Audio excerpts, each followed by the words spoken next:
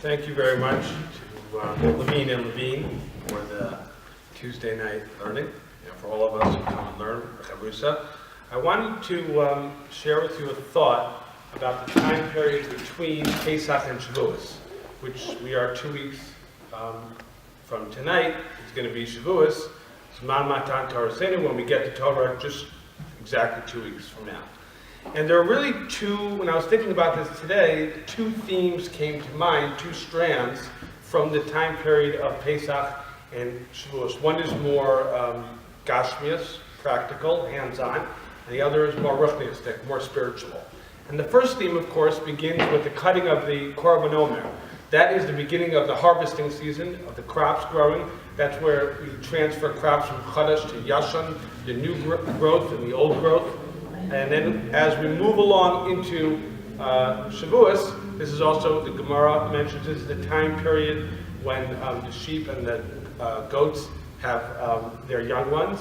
And then we get to Shavuos, the high point is Chag HaKatzir, is one of the nomenclatures of Shavuos. And we obviously bring the Bikurim, which is the choicest of the 7 fruits which Eretz Yisrael has been praised for. Mentioned in Parshas Eikev. So that's one strand of thought, really like a harvesting, a rebirth, a regrowth, rejuvenation, a newness that comes upon us as we march towards ascend Har Sinai. Then there's a much more, not really a tangible thought, which is a whole storyline of Rabbi Akiva, which is in Yevamos Samach Beis Amud Beis. It's a very fascinating story. There are many questions. I went through the story today in the Gemara. I'm not going to read it through, but a lot of the story of Rabbi Akiva is Rabbi Akiva grew up in the 1st to 2nd century of the Common Era, right after the second Beis HaMikdash, during the period of the 2nd to 3rd generation of Tanam, with the writing of the Mishnais. And Rabbi Akiva really grew up as a farm boy, boorish. He was completely illiterate. He had nothing. In Kalba Savua, his future father-in-law, who was obviously observing this person on the farm up until he was in the age of 40 years old. And only then did he begin to have an interest in going to learn Torah, and against his daughter's will, she went ahead and brought Rabbi Akiva in, or Rabbi Akiva ben Yosef, as a husband. He went to learn for 12 years, came back and went to learn another 12 years, and he amassed 24,000 Talmidim, which is the largest single institution that's existed at least in the past century and a half. There hasn't been, even the big institutions of Lakewood and Mir have 5,000 to 7,000 Talmidim if you include them, but 24,000 Talmidim is a tremendous amount. And then, of course, we know that they were between, the word in the Gemara is they were Shneimosar Elef Zugim, there were 12,000 pairs, and because of lack of Derech Eretz, they were each competing in their learning. They weren't learning together to learn the Torah, which is not the way. There was a complete lack of Derech Eretz. Of course, we know that the Talmidim were nifter. And then the end of the story is Rabbi Akiva went ahead and he went south and he found 5 Talmidim.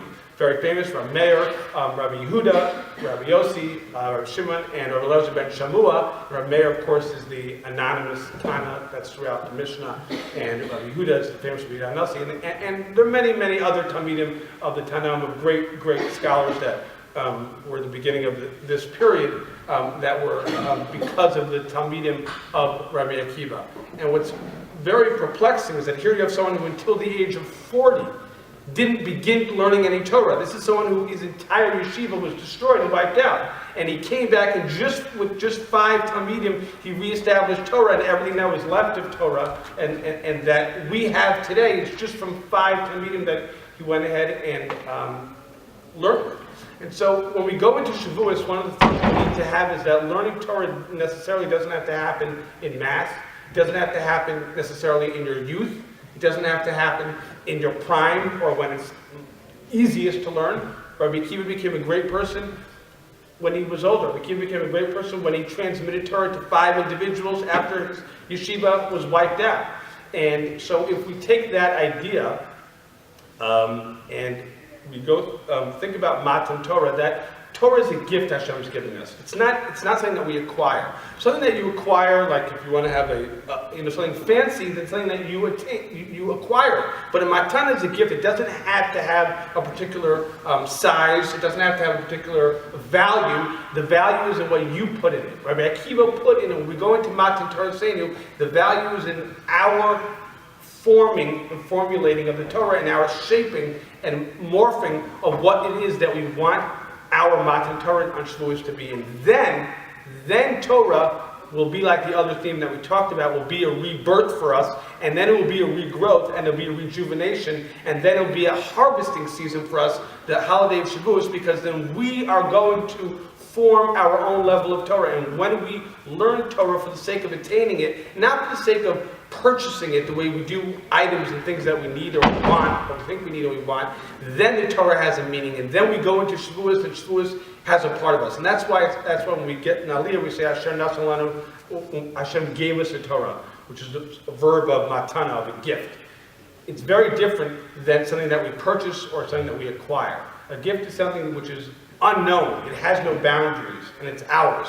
A gift also, in Gemara, a gift has a lot less effort to transfer. You don't need to pick it up. It just needs to be given over to you. And that Hashem gives us over to us on our Sinai, on Shavuos, and with the proper approach, as Rabbi Akiva did, to learning of Torah, then we'll be able to, each of us, in which Hashem will go into Shavuos and have a rebirth of our desire to learn in our souls.